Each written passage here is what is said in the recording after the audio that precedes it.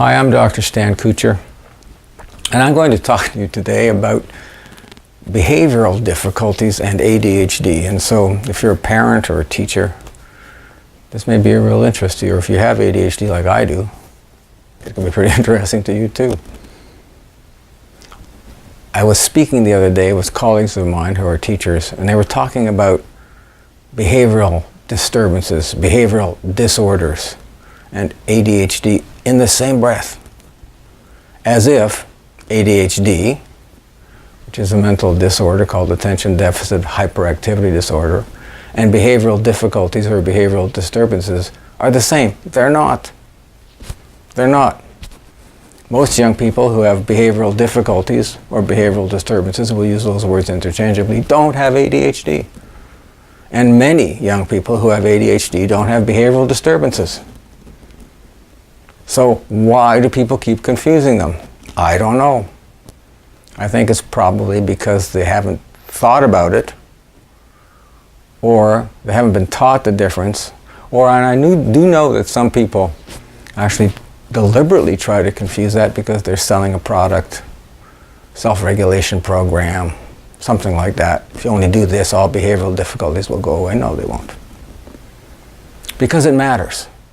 Because if you have attention deficit hyperactivity disorder, you actually have a medical condition that has a genetic inheritance of about 0.75. That means for all the people who have ADHD, about 3/4 of them get it directly from their parents, like I did from my father, and my oldest son from me, and his son, my grandson, from him. We can see it go through the entire family. That's okay. That's just like having some other kind of medical illness that's genetically inheritable, and we know what to do about it. We learn how to address it effectively. And if you have ADHD, then you need treatment, and you need medical treatment. And if you have ADHD, there are some things that schools can do to help you be more successful. One of the things that they can do is to determine whether you may have a learning disability, because learning disabilities and ADHD go together. And if you have ADHD and a learning disability, like I can't spell, for example, at all, that's a learning disability, then you can get some remedial help in the school system. You can get some additional assistance, and you'll do better. A behavioral disturbance can come from all sorts of different things. It can come from poverty, environmental stress, your parents are divorcing, someone's bullying you in the schoolyard, whatever. Lots and lots of different causes for behavioral disturbance, of which ADHD is only a tiny part.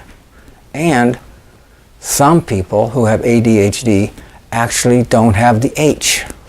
They don't have the hyperactivity. They don't have the behavioral disturbance of disturbing others. They're quiet. They're daydreamers.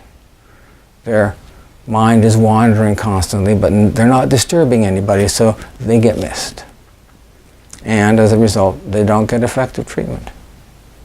We now have a really good idea of what are the neurocircuits involved in ADHD. We have a really good idea of how brain development over time is different than young people that have ADHD, and we have really good treatments that actually work. So let's stop confusing behavioral disturbance with ADHD. Let's stop calling all kids who have behavioral disturbance ADHD. They're not.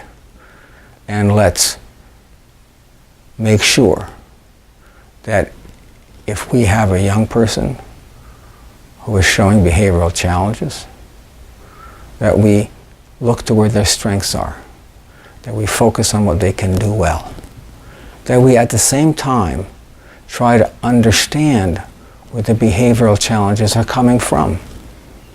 Maybe there's a problem in the home. Maybe there's a problem in the schoolyard. Let's try to address those things. And if a young person has ADHD, let's make sure that we refer them to the right medical professional who can provide the treatment that that young person needs. If we do that, we can optimize outcomes for all young people. Doesn't matter who they are.